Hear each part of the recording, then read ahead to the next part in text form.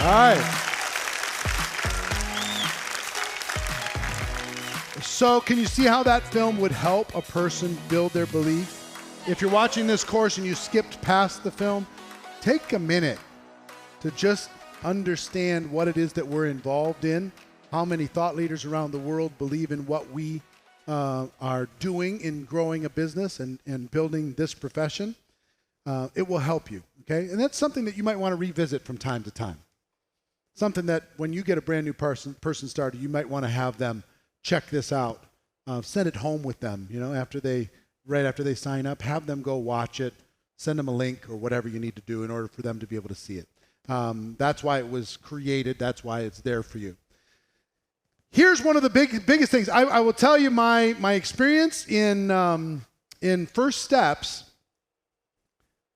was pretty awful. My personal experience. I just tried everything and most of it didn't work. I had crazy out-of-the-box expectations because it started with my first introduction.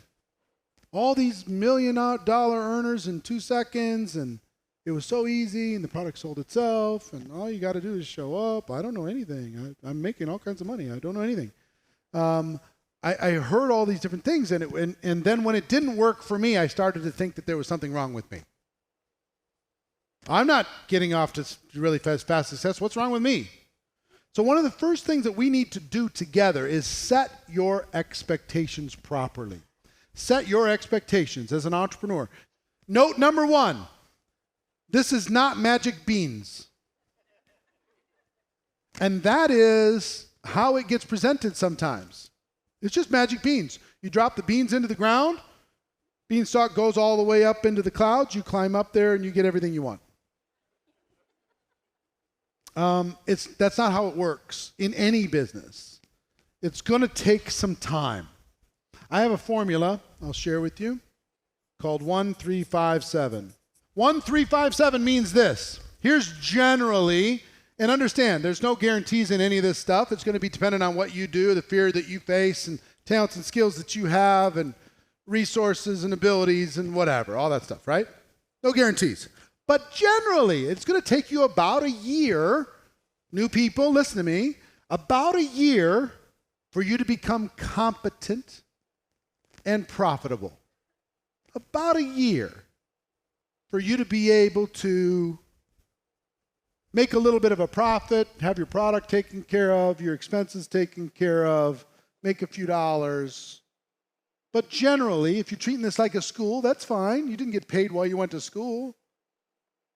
You're going to be going to school and you're going to be learning as you go. It's going to take about 3 years, generally, for a serious, committed person to go from part-time to full-time. Generally. It's going to take approximately 5 years of consistent effort, consistent study, consistent practice, consistent performance for you to rise to the level of a serious income earner. You decide what that means for you. And it's going to take approximately 7 years for you to become world class. World class. One of the best. Who'd like to have an ultimate goal of being world class? Show of hands, please. Understand it's not going to happen in 15 minutes. You can't just go to the one training and it's over. Go to your company convention. Okay, I'm there now. No. That plus 10,000 hours. And then you get there. That's what it takes. You want to become world class at something? Anything? Any doctors in the room? Any doctors? Medical doctors? How many years did it take for you to become a doctor? 8 years? 10 and 10? So approximately how many, if you could add it up, how many hours of practice, study, classroom, internships, before you were able to actually be given the tools to be able to go do what you could do and be paid for it? I've done the math before, and the average is about 18,000 hours. Same thing for an attorney. Same thing for anybody who, think about a world-class athlete. How many hours of practice does it take before they're a world-class athlete? Huge amount. A top-level musician, huge amount. A person who's skilled at anything, a chef, huge amount. So just understand that you're going to get paid while we go there. You don't have to wait till the end to start getting paid. You're going to get paid as we go there. But understand, all of that pay that you're getting before you're world class is bonus pay. It's not something that you just really earned fully, right? Company did a bunch for you, team did a bunch for you, events will do a bunch for you. There'll be people who are filling in all kinds of your lack of skill. They'll be filling that in with support system. And you still get to earn the money. At the beginning, I'll give you an example. I had almost no skill. Here was my skill. I would go and I would grab a person and I would say, hey, there's this meeting. It's going to be held down at the Sheraton. It's going to be amazing. If I swung by and picked you up, would you go with me? It lasts about 45 minutes. Afterwards, we can have a drink or something in the lounge. Would you go with me? Just so I'm not by myself, because I don't really want to go by myself. Would you go with me? All right. So I would drag this person to the event. We would sit down. We'd sit in the event, and my job was to sit there with him like this and go, isn't this something? Isn't this amazing? Isn't this spectacular? This is unbelievable. Look at that clown. He's making that kind of money. It's stupid. If he can make that kind of money, we can make a fortune. This is unbelievable. This is amazing. This is spectacular. This is fantastic. Oh, and after the meeting, I would just say, hey, and I would bring him to my sponsor, or I'd bring him to the speaker, and I would say, I need to introduce you to this guy. This is the guy I've been telling you about. This guy's unbelievable. He could do spectacular stuff. Guys, talk about how you can make money together. And then I'd sit back and I'd just do this like that. Yeah. And then I'd bring him over to the next person. Oh, stand up. This is unbelievable. Oh, this is spectacular. This is the one I was telling you about. And then I go, wait a minute. He's black. He needs to talk to somebody black. So I come over here. I say, you guys need to have your own thing. Go. Right? And then he would, and as soon as I get away a little bit, and my friend Ace would say, so is this a really thing for real? And he'd go, yeah, it's really for real. These white people know what they're doing. Yeah, kind of. They know what they're doing. We could do it better. It's okay, right? Yeah, they do the handshake and all that stuff. I didn't even try. And then I'd bring him back and I'd say, so, well, what'd you like best? Everything. You like this? All right, I'd ask the questions. Are you in or you out? You want to do it? I'm in. All right, cool. There's another meeting on Thursday. We'll bring some people. Okay. That was all my skill. That's all I had. That's it. I didn't know how to do a presentation. I didn't know how to follow up. I didn't know how to close them. I didn't know how to do nothing. I was a body dragger. All I knew how to do. For a year, that's all I did. And it works. But eventually I had to learn the words, right? I was paying attention to what was being said around the room, and I started to learn the words so I could be that for my team. Because I could recruit with that process, but they were looking to me. I was like, let me introduce you to Ace. I was like, I don't know. So I didn't have the skill, really. I was okay at inviting to an event. Pretty good at that. And okay inviting to get somebody to take a look at a tool. But I really lacked when it came to doing a presentation, to following up, answering questions, and overcoming objections, getting them started effectively. The event did the work for me. So I was a rookie and amateur, but by utilizing the support system that was available to me, I could get the results. Where else can I cheat like that and get paid? If I did that in high school, they would have failed me and sent me to the principal. You didn't learn any of your theorems, they would tell me. You didn't learn any of the skills. You didn't memorize anything. I know. Network marketing itself gave me a support system that I could plug into. Now, other people weren't doing what I was doing, but this was my survival mechanism. And it worked. It kept me in the game long enough until I started to learn the skills. But I didn't go to the level that I needed to go to until I learned the skills. I kept having to rebuild my team with those skills. I could bring them in, but I couldn't get them moving.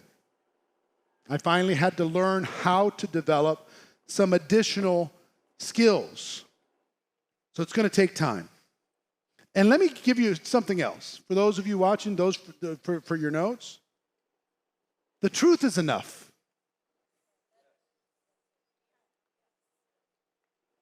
Because in network marketing, we like to say it's easy, it's simple. That is relatively simple. The skills are not hard compared to other skills. It's easy to be able to go, or not easy, but it is simple to be able to learn these 7 basic skills that we're talking about. But it's not necessarily easy because it's an emotional business and, the expectations are way out of whack and all this stuff. It's going to take some work. It's going to take some effort. You're going to have to sell some stuff, but sometimes we tend to exaggerate. As a group, we're guilty of this, yes? Exaggeration. The truth's enough. What has more credibility? This is hard, but it's worth it? Or, this is easy, it's simple, just get in, you don't have to do nothing, I'll do everything for you.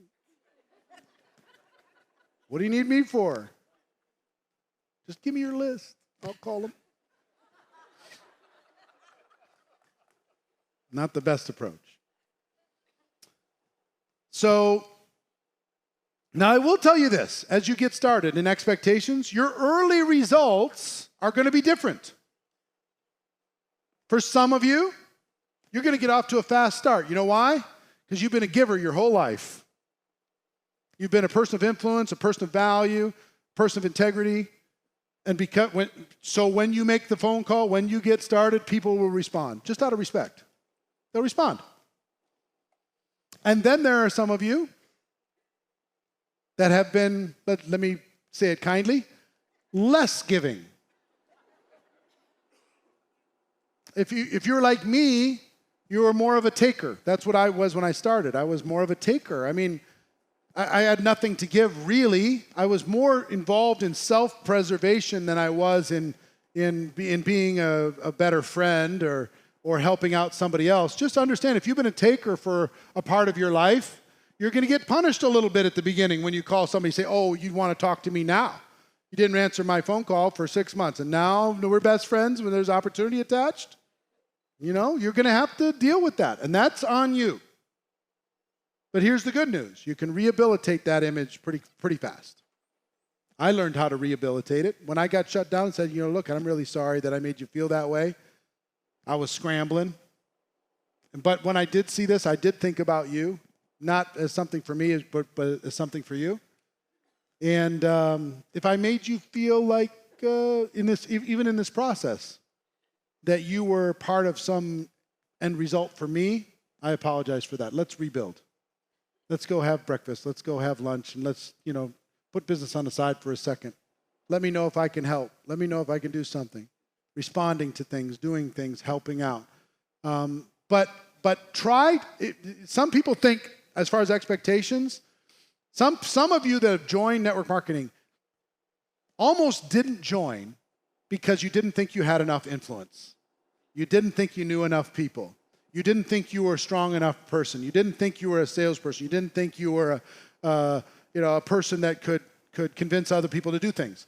So you almost didn't join for that. But it doesn't matter where you start. I'm proof of that. And there's a lot of people who are proof of that. Doesn't matter where you start. Just matters that you start.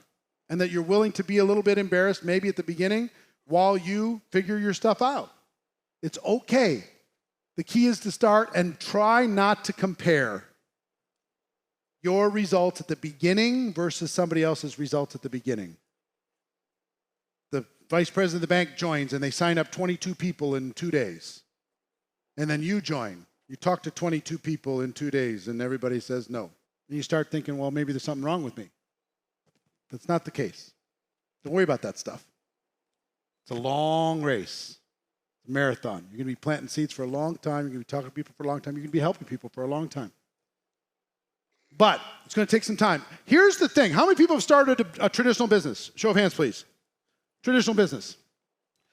Just call out. How much did you invest in starting your business? 200,000?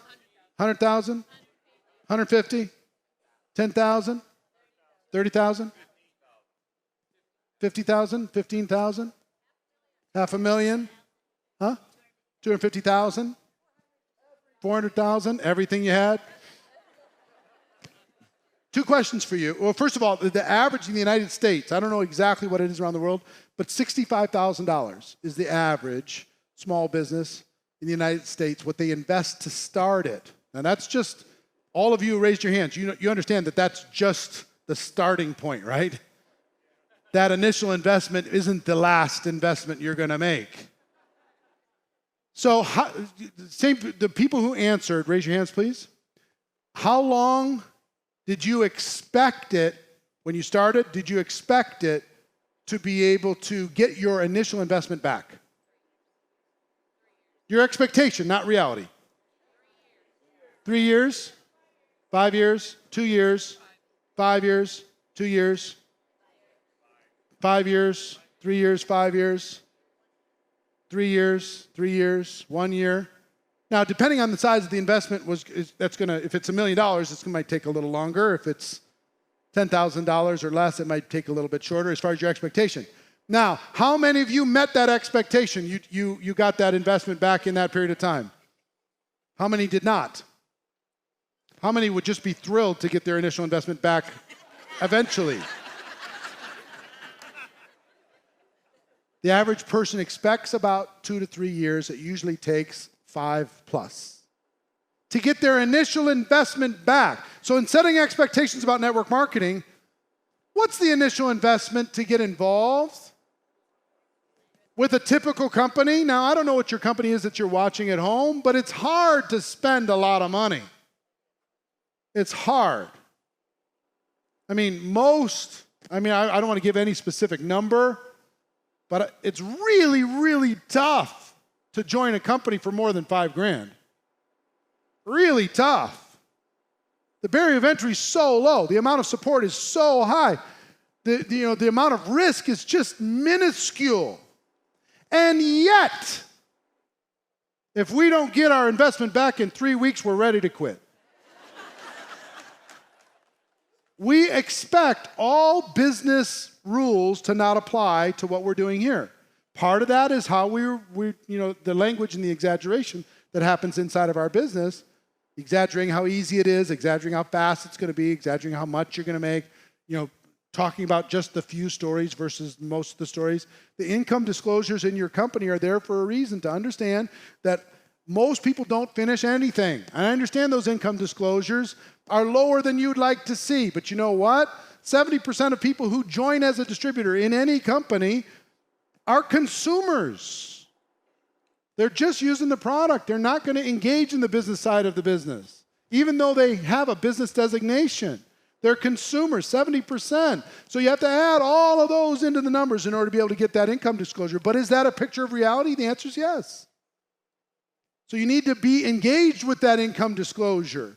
And it's okay to tell people, here are the averages. It's okay to tell people, this is what you can expect. Now, here's a path for you to excel. 90% of people who get a real estate license never sell a single home. 90%. They go through the school, they get the license, they don't sell a single home. Guess what? That's called the way it is. In everything.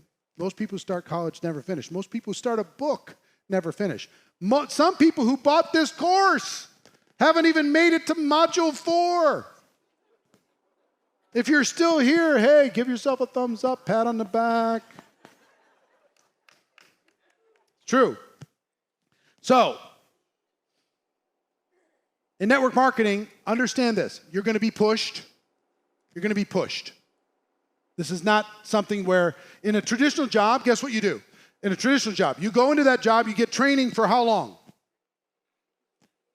A couple weeks, a month, 3 months? That probation period where they don't give you insurance? Whatever that is. Right?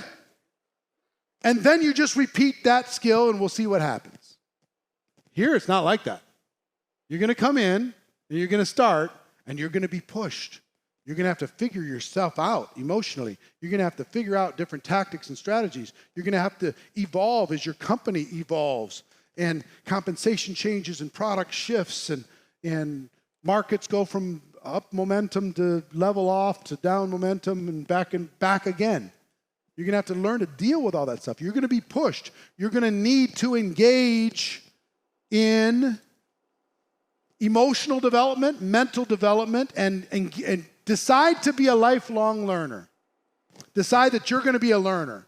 You're just going to continue to learn. You're going to learn more than anybody else, not just to learn, but to put it into practice. You're going to have to get your mind around this concept of rejection. No doesn't mean no. I don't get rejected at all, ever. Now, they might reject my product. They might reject the opportunity, but I don't view it as a rejection of me. I'm just going to give them the information. I'm going to act like a consultant. I'm going to work through the process. But you got to get your head around that. Because some people would rather have a job where they just don't have to deal with that. They can go hide every day in that cubicle. They go through the motions. At the end of the year, they get their 2% increase and off they go. They get their performance review. They go do it again. And they'd rather be there than deal with any potential emotional pain. Here's what it's going to take. It's going to take time. It's going to take work. It's going to take growth. It's going to take skills. It's going to take focus. And it's going to take mental toughness. That's what it's going to take. If you can accept that, you're good. If you're not willing to accept that, you have a little bit of a challenge. Here's how network marketing professionals get paid. They put in the time, effort, energy, enthusiasm, and then they get underpaid. That's part of the expectation that you need to get solid on. You're going to be underpaid for quite a while. You're going to be underpaid while you're learning. You're going to be underpaid while you're building something. You're going to be underpaid while you're developing something. You're going to be underpaid while you're figuring it out. You're going to be underpaid even if you have the skill for a season. And depending, how many of you started your own business? Raise your hands. How many feel like you were underpaid while you were building it? Keep your hands up. You're going to be underpaid. You're going to put in the time and there's not going to be the money. You're going to put in the effort, there's not going to be the results. You're going to do the work. This is called entrepreneurship entry level. If you don't get there, I can't help you. So you're going to get underpaid for quite a while. Then you're going to get fairly paid for a very short period of time. You're going to get paid just what you're worth. But then you get to get overpaid for a long period of time. That's the price of entry. Price of entry is underpaid for a season, fairly paid, and then overpaid. Now, here's the thing. Most people cannot handle that. They want a fair pay from day one. And if that's you, a big business, a big entrepreneurial business is probably not for you. Maybe you use the product, maybe you introduce a few people, but a big business, freedom, is probably not for you if you're not willing to make that trade. And you have to also change the way you view work. Because guess what? I've traveled all over the world. And if I bring up the word work to the average person around the world, what do you think that comes to mind? Pain, drudgery, obligation, something I have to do, something I want to get over with as quickly as possible. Thank God it's Friday. Because this weekend I don't have to work. Oh, it's Sunday night. Tomorrow I have to go back to work. Right? I want to retire because I'm sick of work. That's how we've been trained our whole lives. Then we join network marketing and we're like, ha, I'm in business for myself. This is the coolest thing ever. This is awesome. I think I'll take the day off.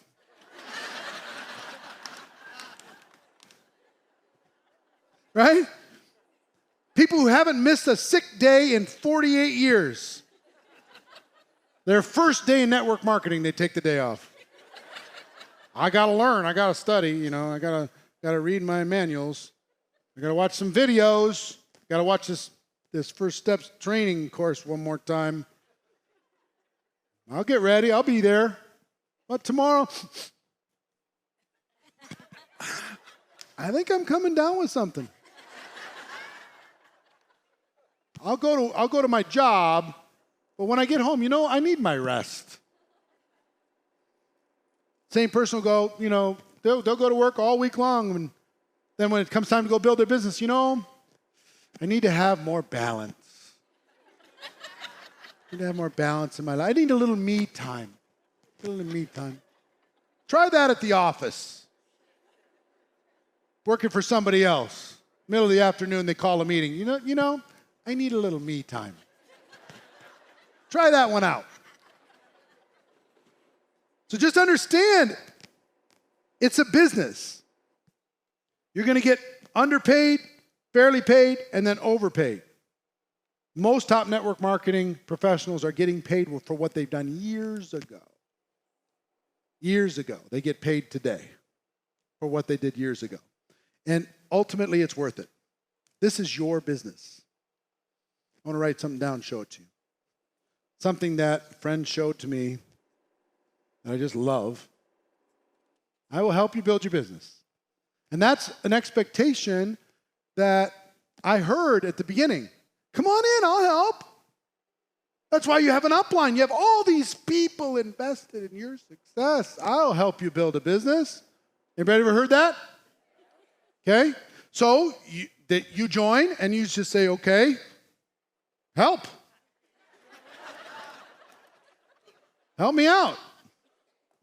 But I learned that there's actually some punctuation here. I will help you build your business.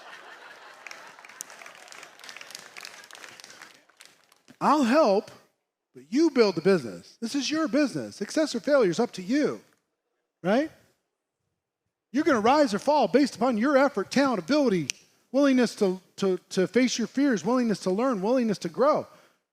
I'll help. You build it. Okay? You're in charge. This is a business with a support system attached, but it's yours. It's not your company's responsibility to build you up. It's not your team leader, and it's not your system, and it's not your company training, and any of that stuff. None of that matters. I will help you build your business. If you fail, it's on you. If you succeed, it's on you. You did that. You made that happen. The goal here is to help you, the goal of this course is to help you become independent as quickly as possible. If we could teach you how to become independent of your support system, independent of the training, independent of anything else, that you can go grow a business, then we will have succeeded. If you're still dependent, then we have to get that employee mentality out of your mind and move you to another level. Employees don't whine about a lack of support. They go create the support. Entrepreneurs don't whine about the lack of support. They create support. Entrepreneurs don't whine about the lack of training. They go solve the problem, create the training. They go make it happen. They go get it. Like you're done being here, or people getting this course. They go get it. They go solve the problem. That's what entrepreneurs do. So here's the thing. When it comes to expectations, this is really big. I want you to think like a warrior. I want you to think like an entrepreneur. I want you to think like a champion, somebody who is beginning the effort to become a world-class empire builder, somebody who's going to not only take care of your family, but take care of help other people take care of their families. The number of lives you're going to touch with the products and services is enormous. The number of lives you're going to touch with the financial opportunity is enormous. Even if that's not real for you right now, it requires a little bit of faith, being able to see something before it's obvious to the rest of the world. It requires a little bit of that. But give it time. Number one, give it time. We need to have a long-term view with short-term urgency. I want you to be thinking 10 years from now, but also, what do I need to do in the next 24 hours? Urgency in the short term, but with a long-term patient vision that you're going to build something important that's going to stand the test of time. Give it time. Number two, give it effort. Put in the work. Number three, continue to learn. Don't ever stop learning. Number four, be a professional. Number five, it's not magic beans and there's no free lunch. And lastly, it's worth it. For so many reasons, it's worth it, okay? So just understand, what I hope, maybe I brought some of you down that came in that thought that this was going to be instant money.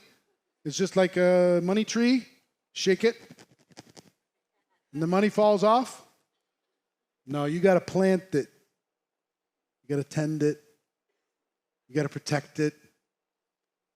You got to nurture it. You got to give it some sunlight. You got to give it some nutrients, right?